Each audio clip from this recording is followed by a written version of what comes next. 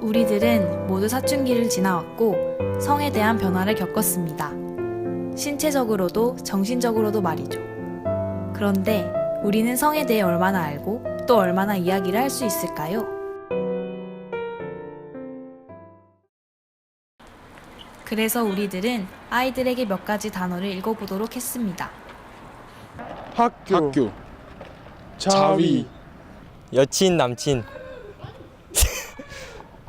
섹스, 핸드폰이요. 오르가즘이요. 단어에 차이가 있는 것 같아요.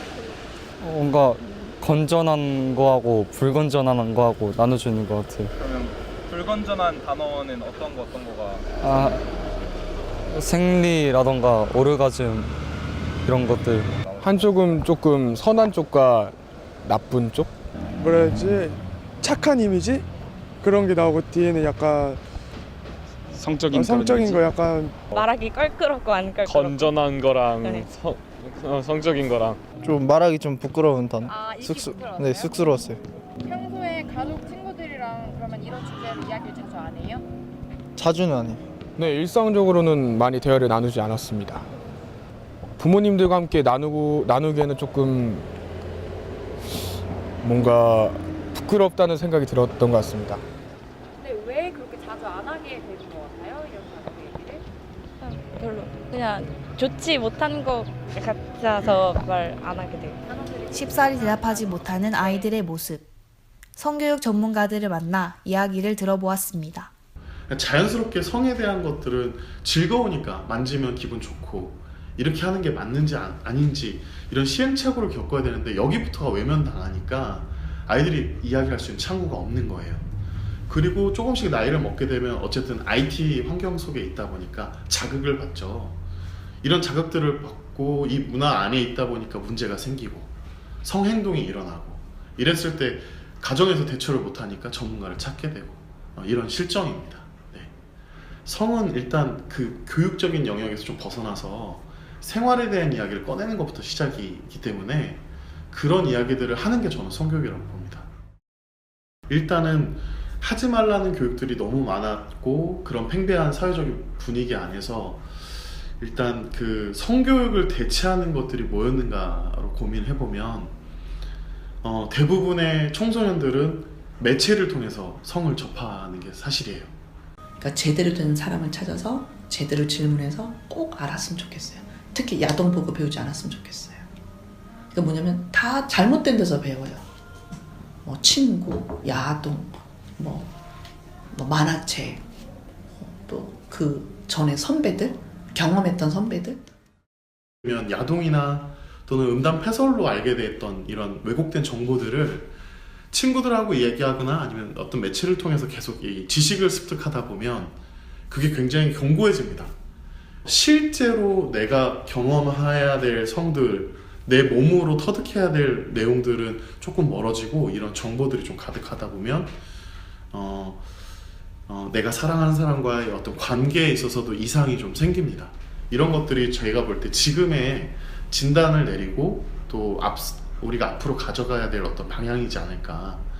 그들의 눈높이에 맞게끔 같이 목소리를 내려면 자신이 재정의가 되고 또 그들 안에서 그들과 이야기할 수 있는 눈높이를 맞춘 그런 성 토크 대화, 이게 좀 우리가 나아가야 될 교육의 방향이라고 좀 이야기하고 있습니다. 전문가들은 성 문제를 해결하는 방법으로 대화를 강조합니다. 바로 네덜란드가 그 예입니다. 1970년대 네덜란드는 현재 우리나라와 같은 환경이었습니다. 아이들이 부모에게 성교육을 받지 못한 채 매체를 통해 성교육을 받고 성문화를 알게 되었죠. 70년대 네덜란드의 첫 성관계 연령은 12.4세였습니다. 그때 네덜란드는 변화를 시도했습니다. 가정, 학교, 사회 내에서 성교육을 할 수 있도록 모든 것들을 제도적으로 만들었습니다. 30년이 지난 후 현재 네덜란드는 첫 성관계를 갖는 연령대가 19세입니다. 이 정도까지 늦춰진 것은 바로 대화하는 사회에서부터 만들어진 것입니다. 이제 우리나라도 이렇게 변해야 할 때입니다. 여기 또 하나의 해결책을 전문가는 제시합니다. 이제 청소년들이 갖고 있는 이 디지털 환경 문화에 대한 어떤 그 변화도 좀 필요할 것 같아요. 성교육이 여기에 맞게끔 변화돼서 동영상이나 유튜브로 성교육들을 아이들이 만나고 있으니, 성 매체를 만나고 있으니 그런 교육 동영상들을 제작하자. 또 웹툰이나 이렇게 청소년들이 주로 만나고 있는 이 문화를, 또 이 물결을 타고 그 안에서 성에 대한 이야기를 좀 만들 수 있는 컨텐츠들을 좀 확대해가는 것들, 이런 것들이 저희가 볼 때 지금의 진단을 내리고 또 우리가 앞으로 가져가야 될 어떤 방향이지 않을까. 이러한 디지털 환경 문화 개선에 대한 노력의 하나로 젤리풀이 있습니다.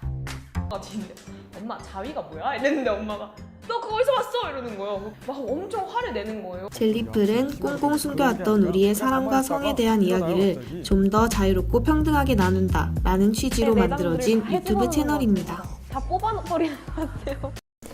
그러니까 기존의 청소년 성 담론이라고 하면 되게 그렇잖아요. 뭐 구성희 선생님이나 아니면 전문가 선생님이 나와가지고 그 사람들이 이제 청소년의 성에 대해서 막 얘기하고 가르쳐주는 그런 컨셉의 컨텐츠들만 대부분 있었는데, 이런 사회적인 인식을 컨텐츠를 통해 좀 한번 극복해보자 라는 취지로 젤리풀을 시작을 하게 됐고요. 그래서 지금은 이 음지에 감춰져 있었던 이 이야기들을 계속해서 그냥 얘기만 하는 것만으로도 좀 더 터놓고 열린 공간에서, 그러니까 열린 공간에서 얘기한다는 게 중요한 거죠. 열린 공간에서 터놓고 얘기한다는 것만으로도 굉장한 어떤 의미 있는 움직임이 될 거라고 생각합니다. 되게 단순해요. 그냥 성에 대해서 조금 더 열린 분위기에서 이야기할 수 있도록 하자라는 거거든요.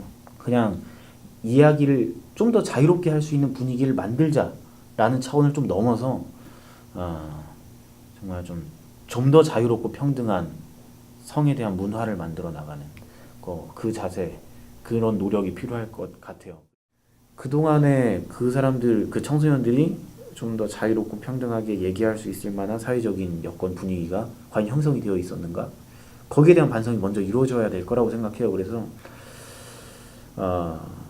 그런 고민을 먼저 우선 하는 게 순서라고 보고 있고, 청소년들한테 하고 싶은 말은, 중요한 건 그냥 좀 더 그냥 눈치 보지 말라는 말을 좀 하고 싶어요.